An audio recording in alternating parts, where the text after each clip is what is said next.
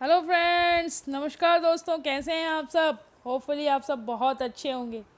दोस्तों, आज जिस इन्फॉर्मेशन के साथ आप लोगों के साथ कनेक्ट हुई हूँ, स्क्रीन पर जैसा कि आप देख रहे हैं, ये हेल्थ टिप्स के लिए है।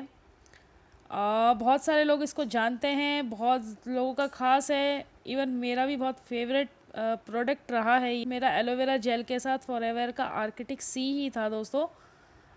ये की किड डिब्बी के अंदर, बट आज के डेट में कंपनी ने इतना अपडेट कर दिया है कि एक डिब्बी के अंदर 60 सॉफ्ट जेल्स होती हैं दोस्तों।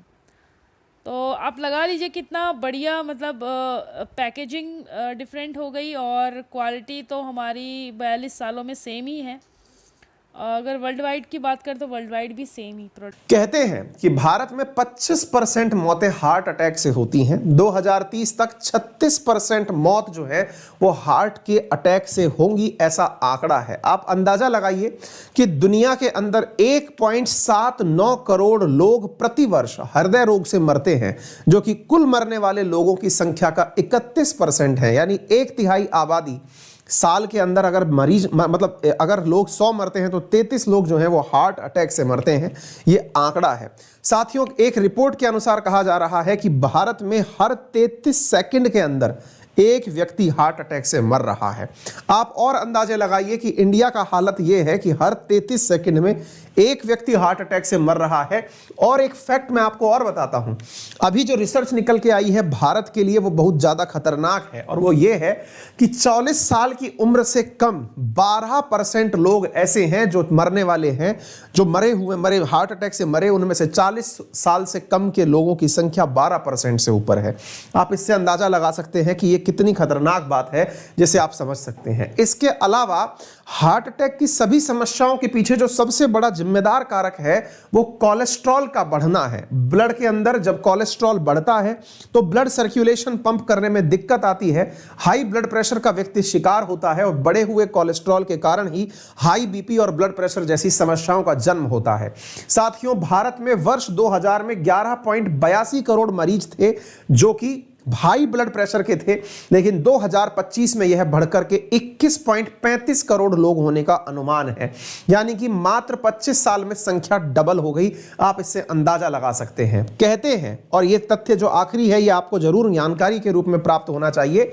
तथ्य यह है कि शरीर का जो हृदय है यह रात के समय काम करना हल्का धीरे कर देता है, क्योंकि यह अपने आप को भी सही से वापस व्यवस्थित करता है। इसलिए तुलनात्मक रूप से रात को 10% तक हृदय आराम पर रहता है, ब्लड प्रेशर नॉर्मल रखता है। लेकिन आप जैसे बहुत सारे लोग या मेरे जैसे बहुत सारे लोग रात्रि में खाना खाते हैं, रात्रि में लेट खाना खाते समय इस हृदय पर जबरदस्ती का प्रेशर क्रिएट होता है कि यह आपके भोजन से निकले हुए रस को शरीर के सभी अंगों तक पहुंचाए।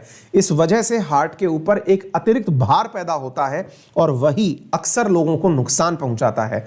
इसलिए यदि आप हो सके तो शाम को 6-7 बजे के आसपास भोजन कर लिया करें। आपके शरीर के लिए निश्चित he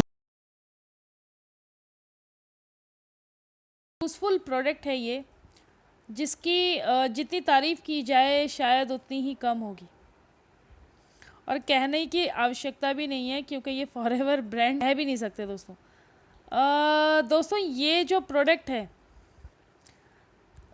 is a multipurpose product.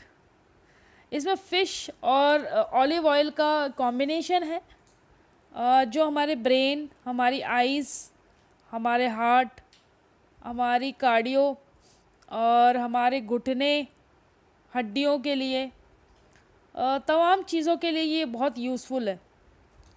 अब ये समझ लीजिए कि अगर ओमेगा 3 की कमी हो जाए, ऐसे तो हर विटामिन्स की इम्पोर्टेंस बॉडी के अंदर कहीं ना कहीं हर चीज़ में है ही।